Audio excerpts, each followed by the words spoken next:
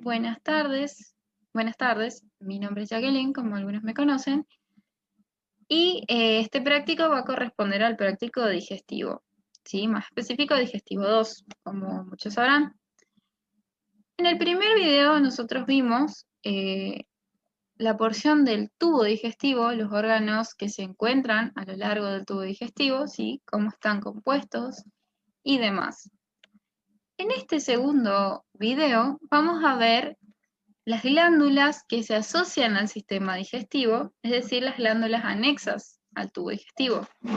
Por lo tanto, nuestros objetivos principales de este video van a ser conocer cuáles son las glándulas, entender su estructura histológica y comprender el rol que desempeñan en el sistema digestivo, ¿sí? Las glándulas que vamos a estudiar en este video van a ser las siguientes, ¿sí? Vamos a tener el hígado, al páncreas, pero su porción exocrina, ya que su porción endocrina la estudiamos en el práctico pasado, y la glándula submaxilar. Para comenzar, vamos a empezar a hablar del hígado. Comenzando a hablar del hígado, hay que tener en cuenta ciertas generalidades del mismo. El hígado va a ser una masa de tejido glandular, la más grande del organismo, se va a localizar en la fosa ilíaca derecha, se va a extender hasta la fosa ilíaca izquierda y va a estar encerrado por una cápsula de tejido conectivo, ¿sí? Que se va a corresponder con la cápsula de Gleason, ¿sí? Esta cápsula de tejido conectivo va a emitir prolongaciones hacia el interior del órgano, como vamos a ver más adelante, y nos va a dividir al hígado en lobulillos.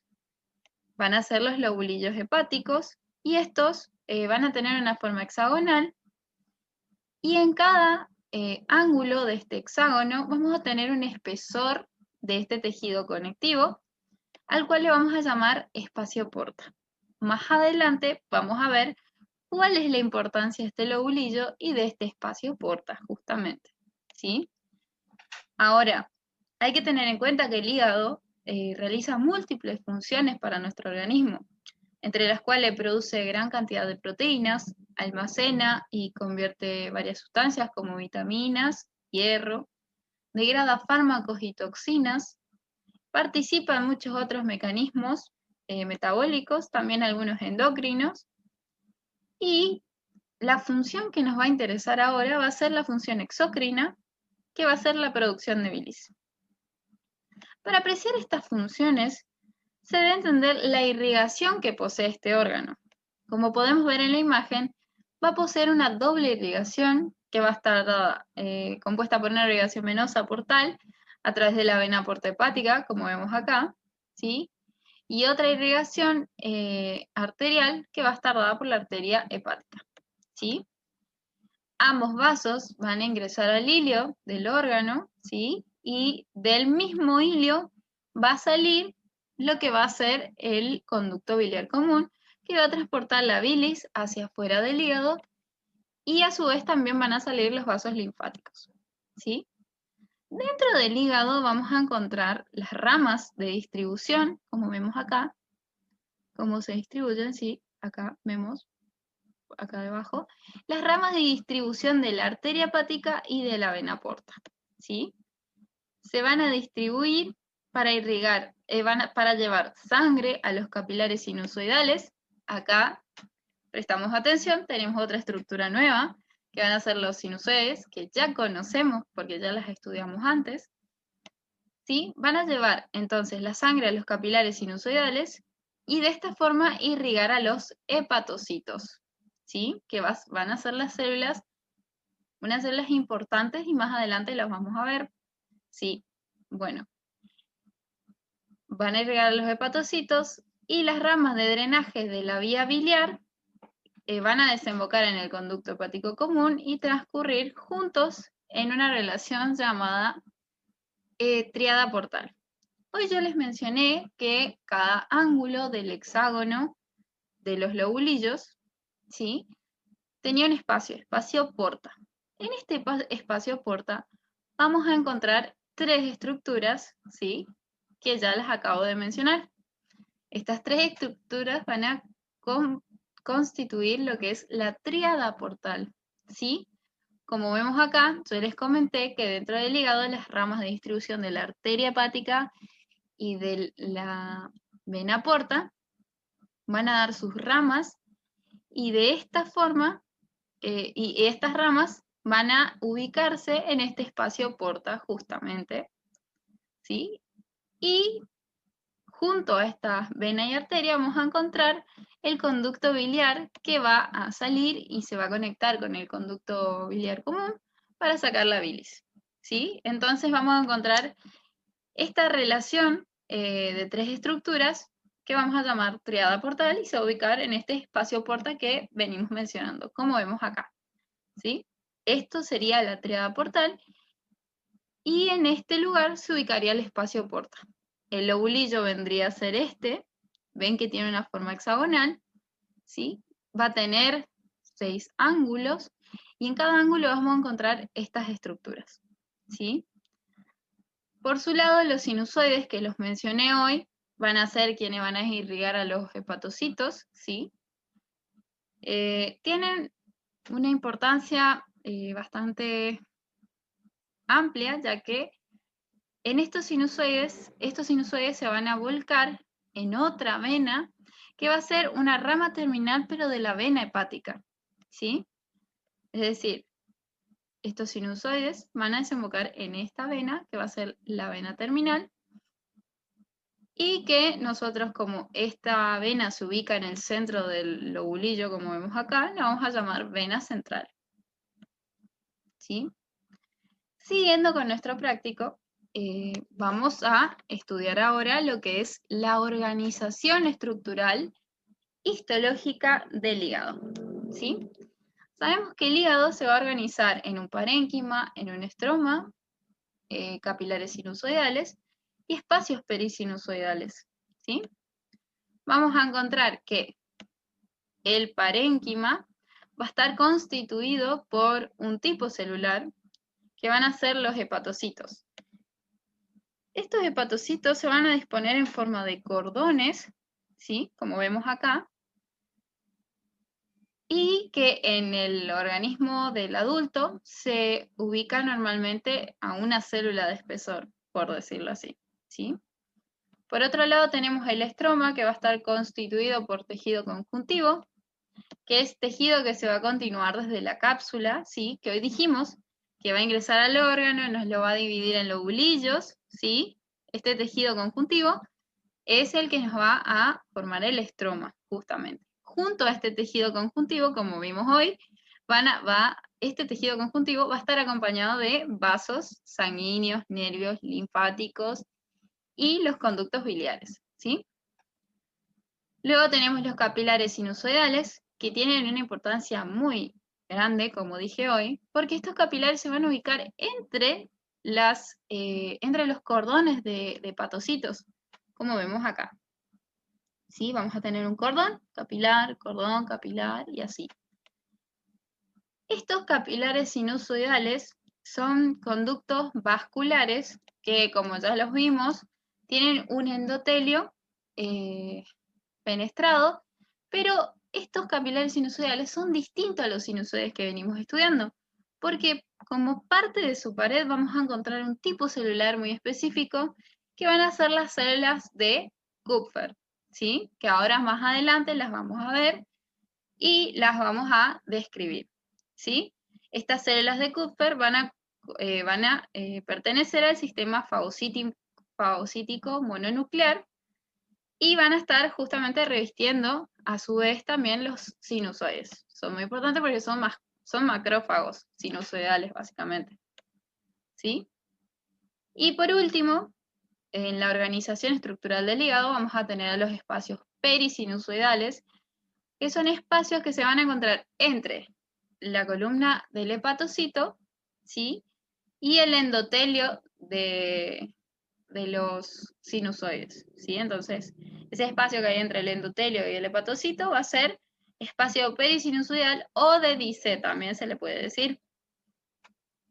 Este espacio es muy importante, ya que vamos a encontrar otro tipo celular que van a ser las células de hito.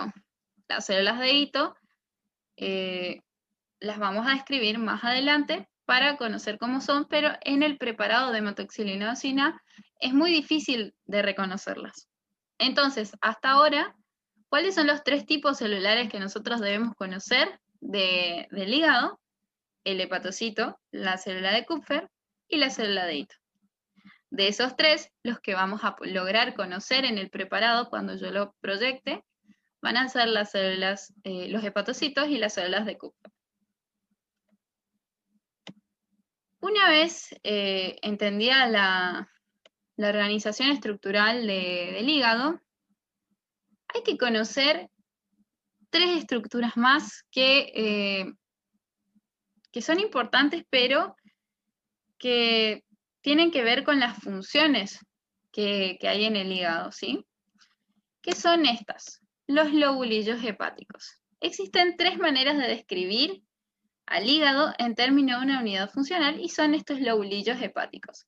Vamos a tener el lobulillo clásico, que va a ser el lobulillo hexagonal delimitado por tejido conjuntivo, y en cada ángulo vamos a encontrar un espesor de este tejido conjuntivo que va a ser el espacio porta.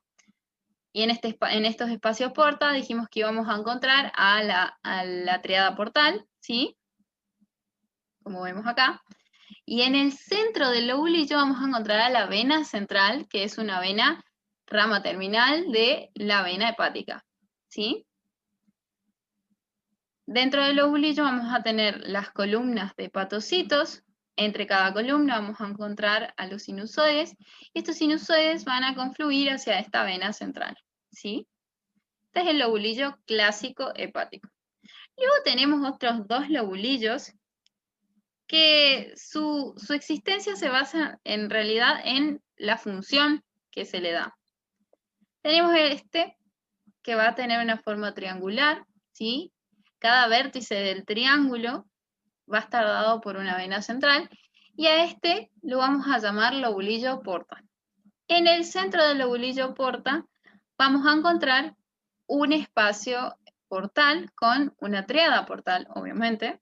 Entonces, vamos a tener que cada vértice del triángulo que se forma acá va a estar dado por una vena central, y en el centro vamos a encontrar el espacio portal, ¿sí?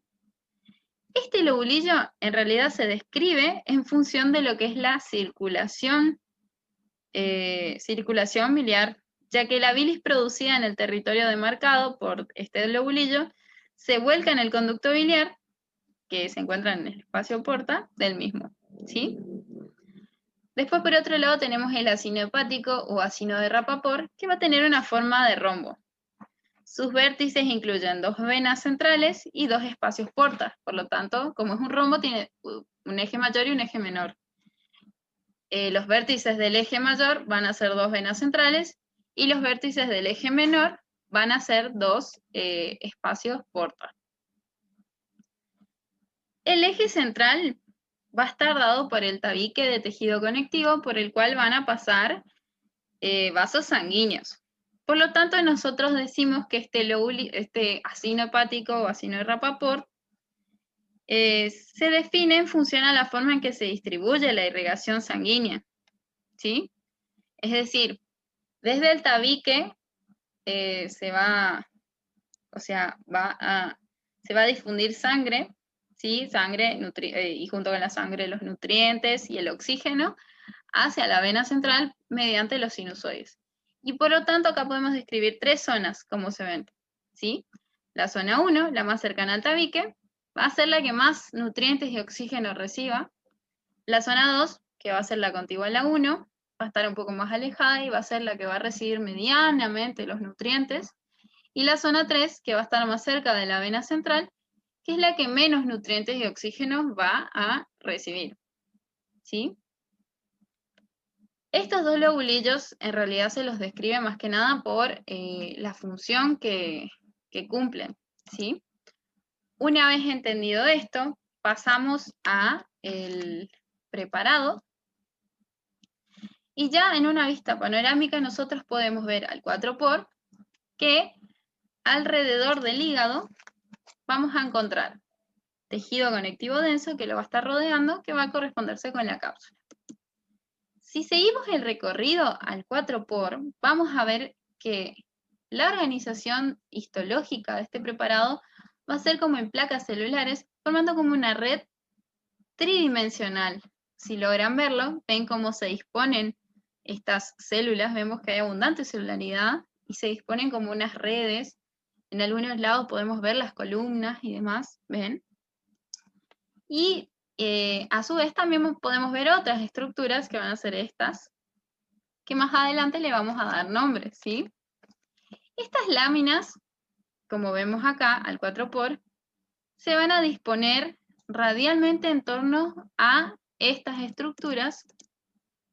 A ver si encuentro una estructura ahí. Ven que se están disponiendo, estas láminas celulares se están disponiendo radialmente a esta estructura circular, ¿sí?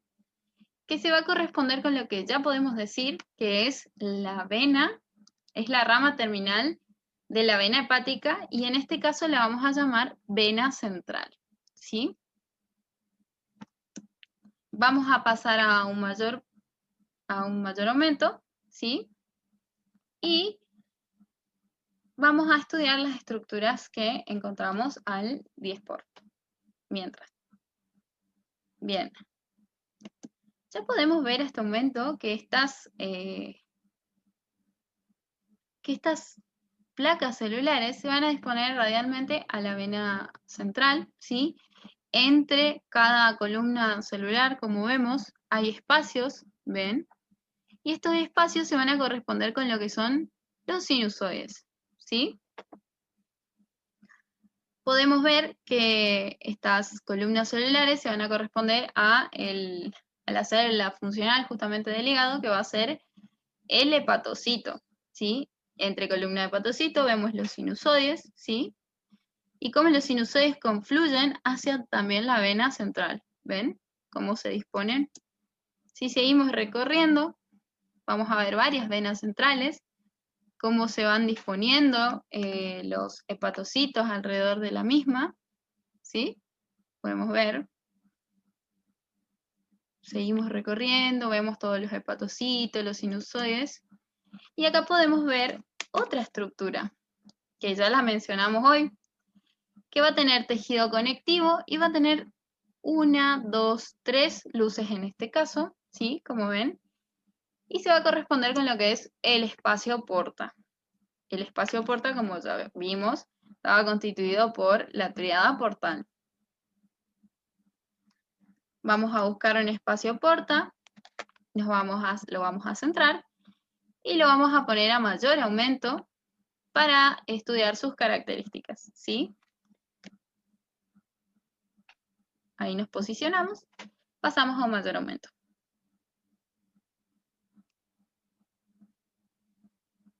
A un 40x, ¿qué es lo que tenemos que estudiar de este preparado? Tenemos que estudiar los componentes del espacio porta, es decir, la tríada portal, los hepatocitos, los sinusoides, ¿sí? Y otras estructuras más que las vamos a ver ahora. Bien.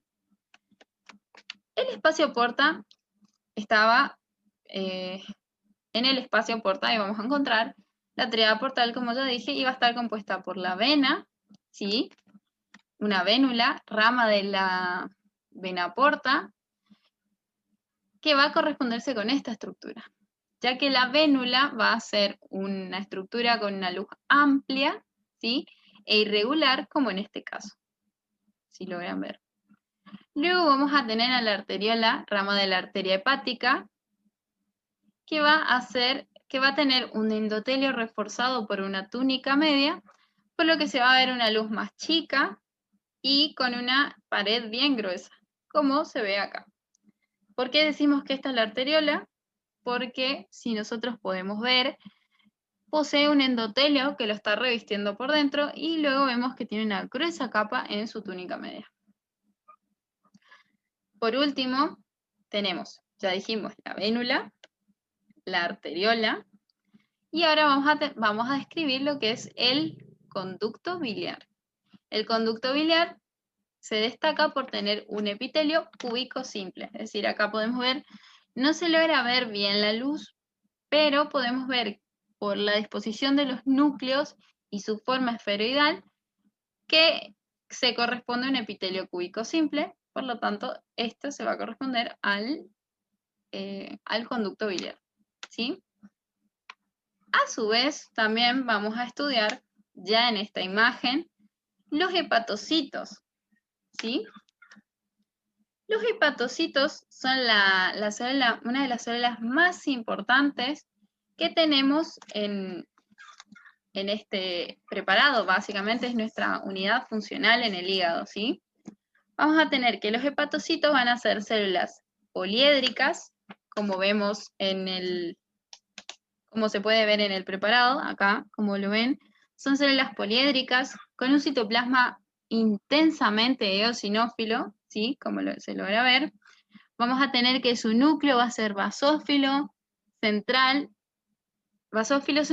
y se va a ubicar en la porción más central que encontramos en el citoplasma, como ven acá. Muchas veces se pueden ver hepatocitos binucleados. Por ejemplo, acá vemos un hepatocito binucleado, ¿sí?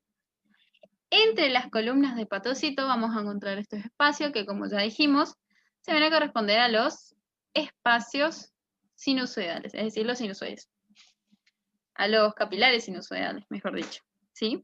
Estos capilares sinusoidales van a tener un endotelio que va a ser un endotelio más, que va a tener un endotelio fenestrado, básicamente, va a ser discontinuo. A su vez también dijimos que vamos a encontrar otro tipo celular en la pared del sinusoide, que van a ser estas células. Acá vemos solamente su núcleo, y van a ser los núcleos de las células de Kupffer, ¿sí? Como vemos, las células de Kupffer son macrófagos sinusoidales, por lo tanto va a tener el aspecto de un macrófago, como vemos acá, ¿sí? Nosotros habíamos visto al comienzo del video que el hígado tenía una organización estructural.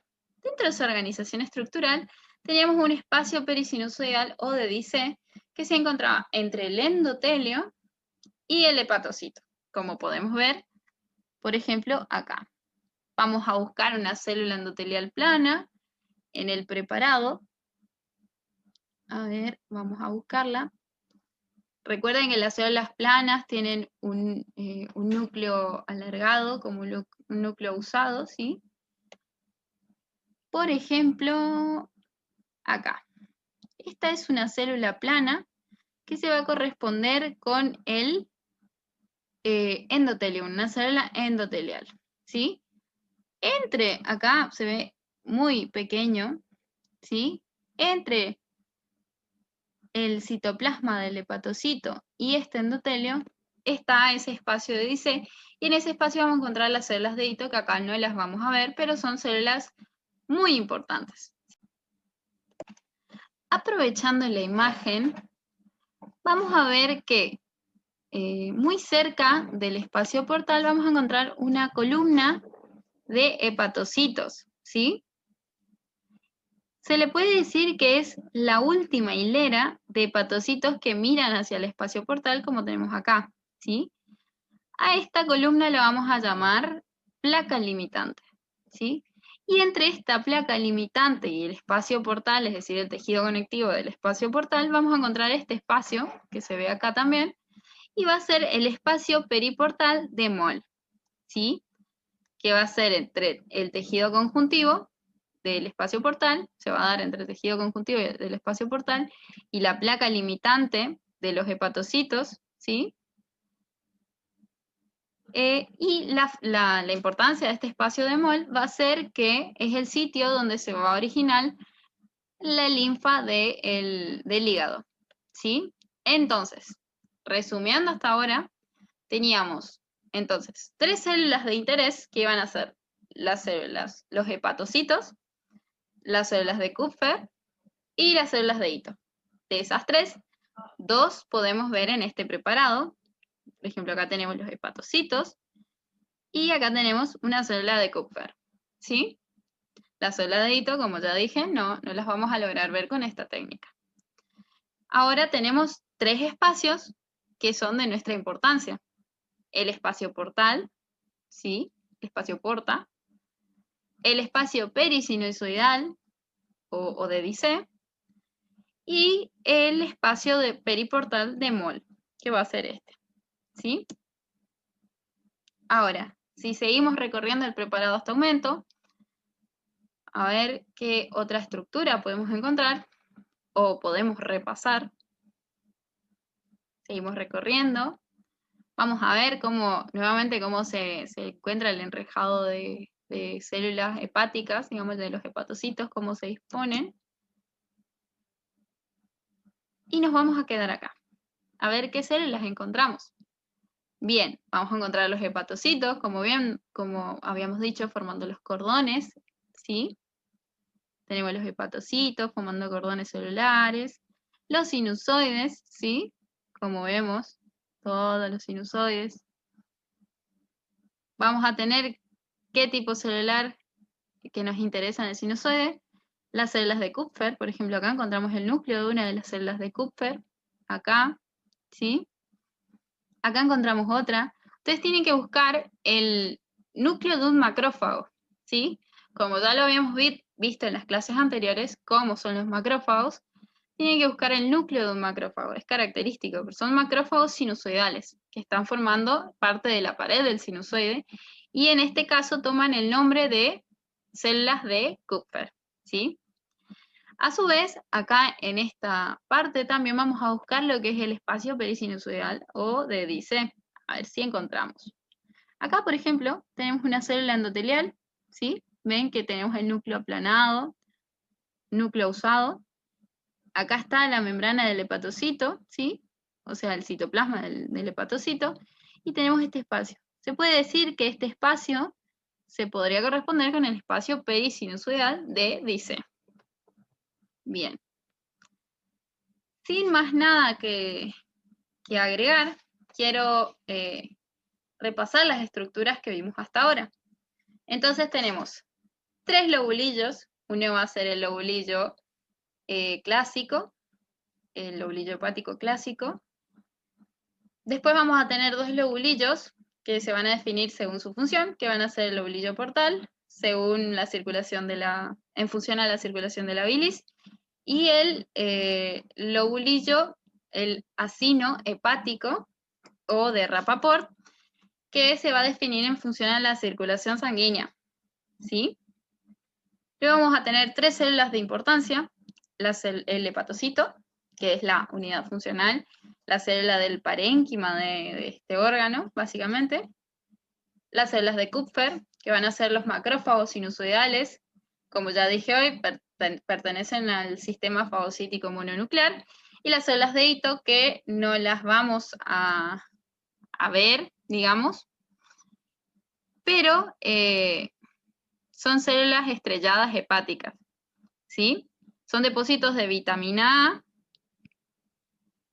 y, bueno, no se las ve por la técnica, pero estas son las 3 células importantes. Entonces, hepatocito, célula de Kupffer y célula de Ito.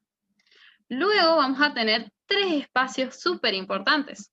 El espacio portal, donde vamos a encontrar a la tríada portal, ¿sí? Como veíamos acá. A ver, acá teníamos la tríada portal, el espacio porta con la tríada portal, donde vamos a encontrar la vénula, rama de la vena porta, ¿sí? Con una luz amplia y regular, vemos que tiene su endotelio. La arteriola, rama de la arteria hepática, que va a tener su endotelio y este mismo va a estar reforzado por una túnica íntima. Y por último, acá, el conducto biliar, que va a tener un epitelio cúbico simple, ¿sí? Esos van a constituir la tríada portal en el espacio portal. Ese es el primer espacio que nos interesa. El segundo espacio va a ser el espacio perisinusoidal o de Dice, que como se los mostré hoy, ¿cuál podría ser? Vamos a volver a la imagen anterior. Podría ser este espacio, porque esta es una célula endotelial y aquí encontramos el citoplasma del hepatocito, ¿sí? Ese va a ser el espacio perisinusoidal de Dice, donde vamos a encontrar las células de Ito que hoy dijimos. Y el tercer espacio, que es otro espacio súper importante, que va a ser el espacio de Moll, ¿sí?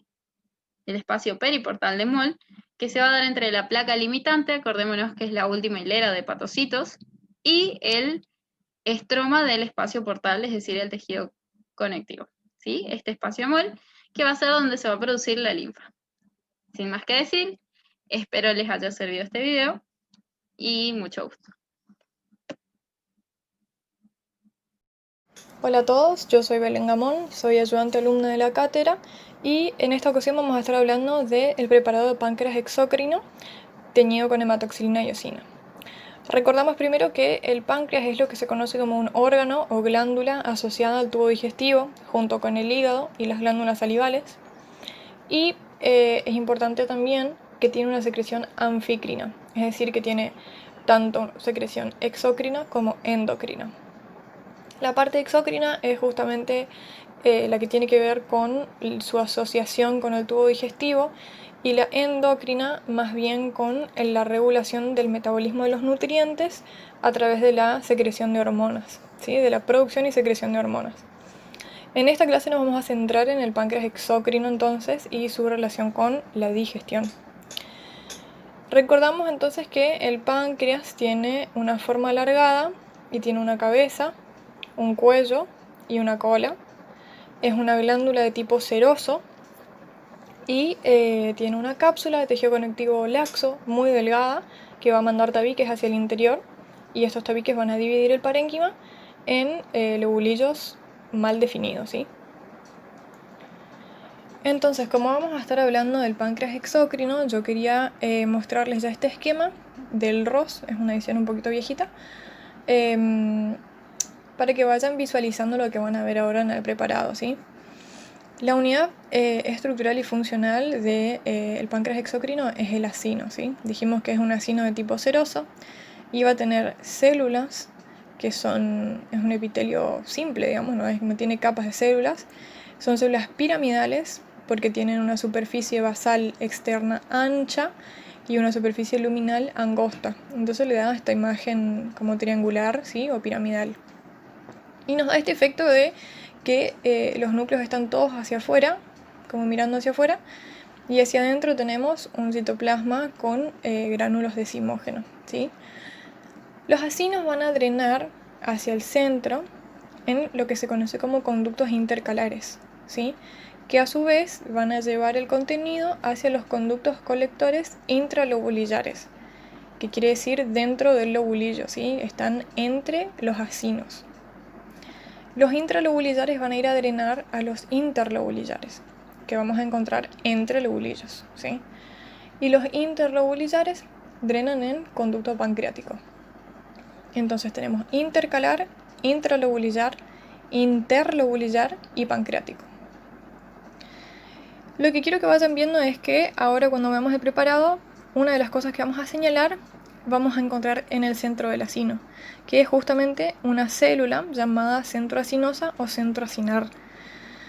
Vamos a describirla bien cuando la veamos, pero quiero que vayan sabiendo que, como está esquematizado acá, es una célula que forma parte de la pared del conducto intercalar en su porción que se encuentra dentro del acino, ¿sí? Entonces la célula centroacinar es eso, es parte de la pared del conducto intercalar.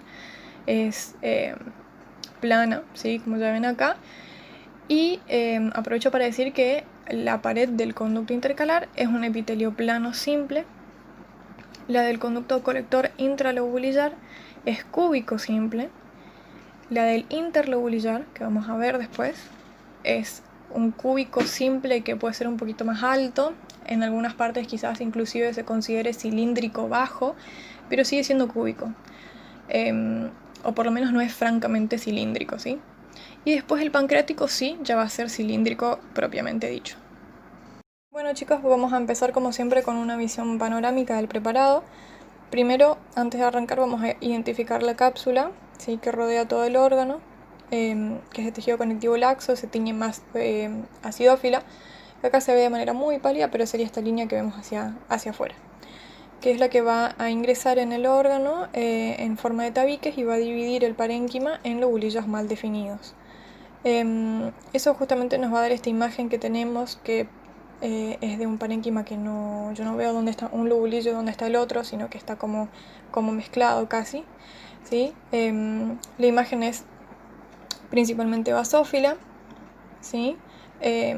Salvo en los espacios donde vemos que está casi como vacío, que serían por un lado donde pasan los tabiques, que los vamos a ver teñidos con un tono rosado, ¿sí? Por la iosina, porque es tejido conectivo. Y en otras partes, como acá por ejemplo, estos ya serían los conductos, ¿sí? También vamos a ver vasos sanguíneos, acá se ven algunos. Y vamos a ver en lo que es el parénquima también algunas zonas en donde no está tan denso, tan compacto ese color basófilo, y vamos a encontrar estas áreas más irregulares de un tono más pálido que corresponden a los islotes de Langerhans, ¿sí? Que no nos competen hoy, pero quiero que sepan que ahí están, ¿sí? Vamos a pasar entonces a un mayor aumento. Nuestro 10 por no nos va a dar mayor información, entonces pasamos directamente a un 40 por para ver los acinos. Entonces tenemos que esta es la unidad funcional y estructural del páncreas, como decíamos hoy, y vamos a ver cómo se ven lo que mostrábamos más temprano en el esquema, ¿sí? Acá tienen uno que tiene una forma bastante clásica. Ustedes ven que todos tienen formas diferentes, pero eso es porque los cortes son diferentes. No siempre le va a agarrar perfecto en el medio al acino, entonces parece como que son otras cosas, pero todo esto son acinos. Simplemente los cortes son en distintas alturas. Entonces buscamos uno que sea bastante clásico y ven que tiene esta formita así como, bueno, en este caso parece como una media luna, pero es esférica. Tiene un epitelio simple de células piramidales que tienen una base externa ancha y una superficie luminal angosta e interna que tiene gránulos de zimógeno, que estos se tiñen con la eosina. Y entonces acá no los vamos a ver rosados como tiñe la eosina, simplemente los vamos a ver más claritos, ¿sí? Y ven los núcleos que están siempre en la zona basal como apuntando hacia afuera. Entonces acá tenemos nuestra célula piramidal con un núcleo externo y hacia el centro vamos a encontrar la célula centroacinar, justamente, que decíamos hoy que es ya formando parte de la pared del conducto intercalar, pero dentro del acino. Es una célula plana, es una célula que no tiene gránulos de zimógeno y por eso se tiñe así, mucho más pálido, y es fácil de reconocer por eso. Acá les quería mostrar entonces dos conductos. Acá lastimosamente no se ve muy bien, no se enfoca bien, pero esto es un conducto intercalar. Y acá, si ustedes observan, se ven estas dos líneas basófilas bien intensas, bien al borde, que corresponden a dos núcleos, ¿sí? De células planas, que son justamente las que van a formar la pared del conducto intercalar. Por eso yo lo reconozco y por eso yo digo que eso es lo que es, ¿sí? Estos conductos intercalares drenan entonces, como decíamos, en el conducto intralobulillar. ¿Cómo yo sé que es intralobulillar? Primero porque está rodeado de acinos, está entre medio de los acinos. Eso me da la pauta de que está dentro de un lobulillo. Por lo tanto, intralobulillar. Y además cuando yo miro el epitelio, si bien parece un poquito deformado, cuando ustedes ven esta célula acá, es una célula cúbica clásica, ¿sí? Es bien cuadradita y tiene un núcleo esférico y central. Esto es un epitelio cúbico simple, ¿sí? Esto es un conducto intralobulillar.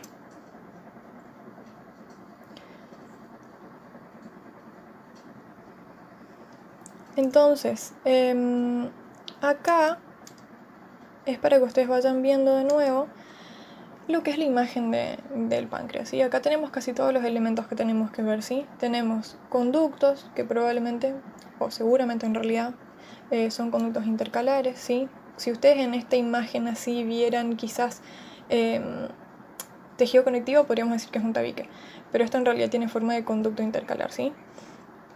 El flujo va desde el acino hacia el intercalar, recuerden. Entonces, si bien tienen la imagen de como que se está bifurcando, en realidad acá lo que están haciendo es converger, porque van desde el parénquima hacia el conducto, ¿sí? Acá tenemos islotes de Langerhans en esta imagen así, que es más clarita, más irregular. Y tenemos también conductos intralobulillares, justamente los reconocemos de nuevo porque están entre los acinos, ¿sí? Y si bien no vamos a ir a un mayor aumento, se ve que es un epitelio bajito porque se ve prácticamente solo basófilo, lo que me indica que el núcleo ocupa la mayor parte de lo que yo veo de la célula. No hay casi citoplasma eosinófilo, ¿sí? Entonces yo me arriesgo a decir que eso es un intralobulillar porque está entre medio de los acinos y porque tiene un epitelio cúbico simple, ¿sí?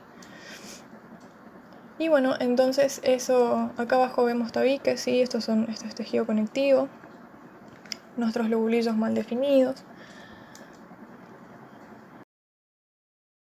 Bien, como yo no tengo para mostrarles esto en video, decidí mostrarle con unas imágenes que también son del ROS, ¿sí? Antes de empezar, quiero que sepan que estos son aumentos bastante mayores a lo que nosotros solemos trabajar, ¿sí? Fíjense que esto acá, que ven acá, ¿sí? Son acinos, y observen ya lo grandes que se ven en comparación con lo que estábamos viendo recién, ¿sí? Esto es un aumento bastante grande. Pero lo que yo quiero que ustedes vean es las formas de las células. Estas tres que ven acá son células centroacinares, ¿sí? Que van formando la pared del conducto intercalar, que a su vez va a drenar en este conducto, ¿sí? Que es un conducto intralobulillar. Acá donde están estas flechas celestes va marcando el flujo del contenido, ¿sí? Y ustedes ya ven acá en la pared que las células tienen una forma cúbica, ¿sí? Con un muy lindo núcleo esférico y bien central. A su vez, acá tenemos de nuevo ese mismo conducto, ¿sí? El intralobulillar, con mi epitelio cúbico simple, que va a drenar en un interlobulillar, ¿sí? Que saben como el calibre es bastante más grande.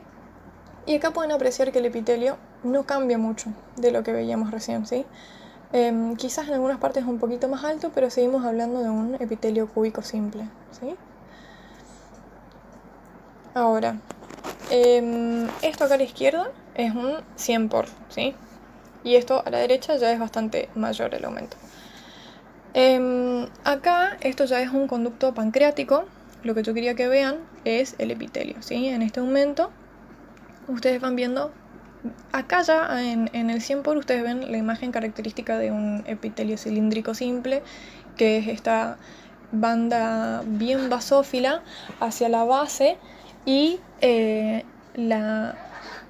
hacia el otro lado una banda bien eosinófila hacia lo que es la luz, ¿sí? Que es el efecto dado por justamente nuestros núcleos basales y el citoplasma que queda con una imagen símil libre, entonces se puede teñir bien rosado y lo vemos así. Bien, entonces acá a mayor aumento ustedes ven claramente eso que dijimos recién, ¿sí? Acá se ve perfecto, como tenemos nuestras células cilíndricas. Esto acá no es que son capas de células, ¿sí? Sino que por el corte no se lo ve perfecto uno al lado del otro simplemente. Y nada, acá también se le está señalando que en este epitelio se pueden encontrar células caliciformes, ¿sí? Acá se ve bien la imagen de una célula caliciforme. Acá mayor aumento también. Ahora entonces, chicos, es eso. Cuando hablamos de lo exócrino, esto es lo que tienen que recordar, ¿sí? Es un parénquima basófilo prácticamente, ¿sí? Que tiene un aspecto irregular porque está interrumpido por conductos, está interrumpido por tabiques. Cuando veamos tabiques vamos a ver una tonalidad eosinófila porque es tejido conectivo, ¿sí? Vamos a ver zonas dentro de ese parénquima basófilo que son más claras, que son los conductos de Langerhans, los islotes de Langerhans. Y recordamos que ese tejido conectivo que me divide recordamos que ese tejido conectivo que forma los tabiques viene del tejido conectivo laxo de la cápsula que rodea todo el órgano.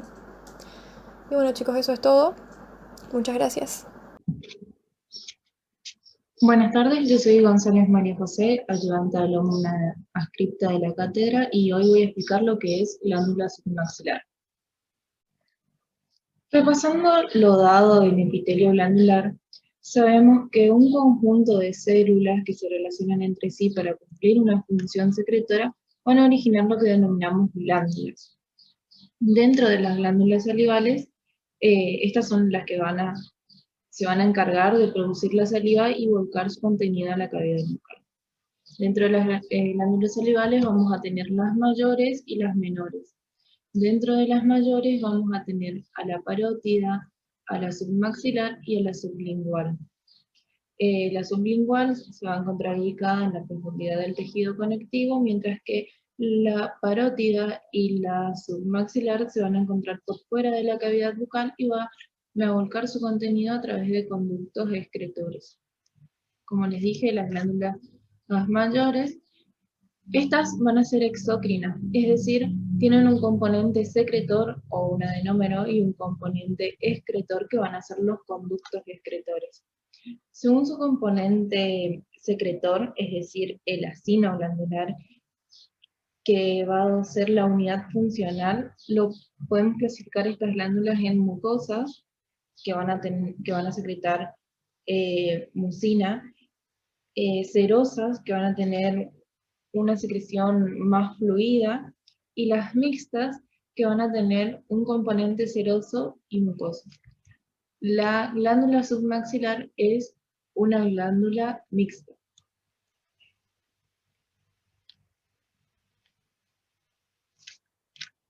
Bueno, como les decía, la glándula submaxilar es una glándula mixta, es tubolacinosa, con predominio de células serosas, por eso que también se la puede llamar glándula seromucosa.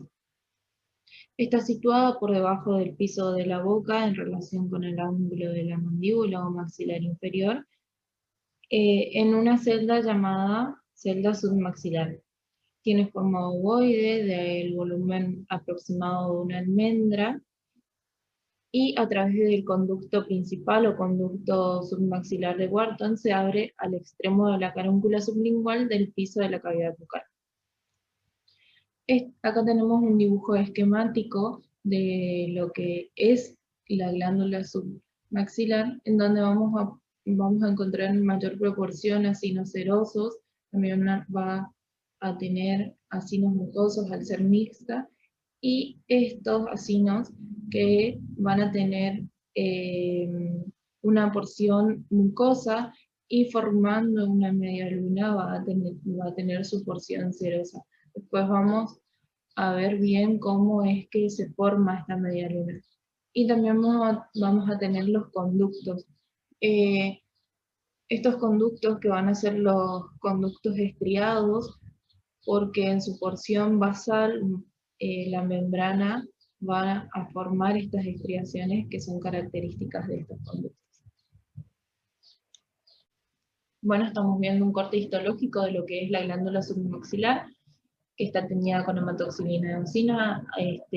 Preparado ustedes ya lo conocen porque lo dieron en tejido epitelial. Vemos que tiene un gran contenido celular que le da un color basófilo intenso. También podemos ver vasos sanguíneos, un gran vaso, y vamos a observar que en su porción más externa vamos a encontrar que está cubierta por tejido conectivo denso que va a formar lo que es la cápsula de la glándula. Acá observamos la cápsula de tejido conectivo denso, que esta cápsula lo que va a hacer es enviar prolongaciones hacia su interior y va a conformar lo que son los tabiques. Estos tabiques van a segmentar a la glándula en lóbulos y lobulillos. Por el mismo transcurren lo que son los vasos sanguíneos, acá vemos un vaso sanguíneo, y los conductos excretores. Estos conductos excretores, a medida que van concluyendo, es decir, se van uniendo, van a ir estratificando su epitelio y aumentando su luz para desembocar en lo que es el conducto principal. Lo que le va a diferenciar a esta glándula es su gran contenido en acinos serosos. Bueno, al dispor lo que vamos a observar son los lóbulos y lobulillos y los conductos excretores. También podemos observar acinos glandulares.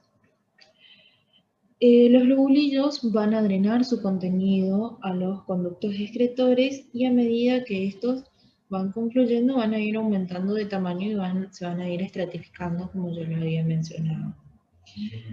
Podemos diferenciar a los conductos por su ubicación y por su tipo de epitelio. Entonces vamos a tener que dentro del lobulillo vamos a tener los conductos interlobulillares que van a estar separando un lobulillo de otro y los conductos intralobulillares que se van a encontrar dentro del lobulillo. A los que observamos dentro del trayecto de los tabiques, vamos a decir que son los conductos interlobulillares y poseen un epitelio cilíndrico simple. En cambio, los que se encuentran dentro del lobulillo y tienen un epitelio cúbico simple son los conductos intralobulillares. También vamos a observar estas estructuras de un color basófilo intenso, que van a estar rodeados de tejido conjuntivo de sostén, que es tejido conectivo laxo, que son los acinos glandulares. También observamos áreas que no se tiñen, que se van a corresponder con los tejidos adiposos. Vemos un gran contenido en acinos serosos. Si pasamos a un mayor aumento, vamos a poder definir bien cómo se observan estos acinos serosos. Bueno, acá estamos a un 40 por y lo que vamos a tener que visualizar en este momento son a diferenciar son los acinos serosos, acinos mucosos y acinos mixtos, también a los conductos excretores. Estas estructuras redondeadas o ovaladas de un color basófilo intenso, que presentan su núcleo en la región basal, van a ser los acinos serosos. Vemos que su núcleo es esférico en su porción basal y que no poseen luz porque es muy pequeña, entonces se dificulta su visualización. Y van a estar rodeados por una membrana basal. El citoplasma de estas células, que son cúbicas o piramidales, se dice que es de una coloración mixta o combinada. Esto es porque en su porción basal, por el núcleo y por las organelas encargadas de la síntesis proteica, recordemos que estos son acinos serosos, entonces van a tener, entonces, ¿qué tipo de secreción tienen? Y qué es lo que le va a dar el color basófilo intenso en su porción basal.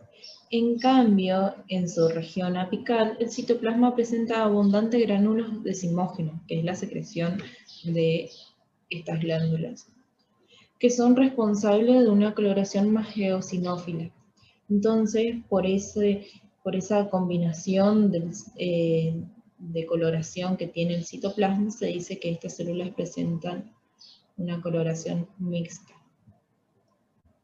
Si seguimos recorriendo el preparado, vemos acá un conducto excretor, su luz redondeada y amplia, que vemos que las células son de un color más eosinófilo, su núcleo basófilo intenso.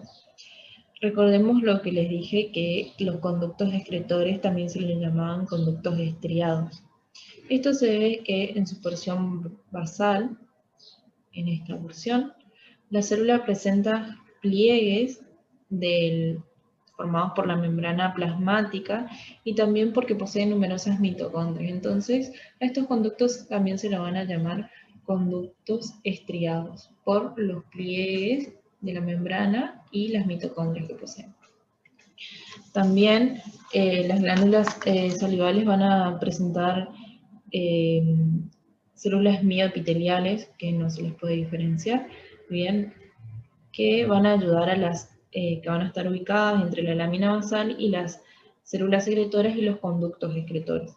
Bueno, también vamos a poder identificar lo que son los acinos mucosos. Los acinos mucosos los vamos a poder diferenciar fácilmente, ya que poseen este color eosinófilo pálido, ¿sí?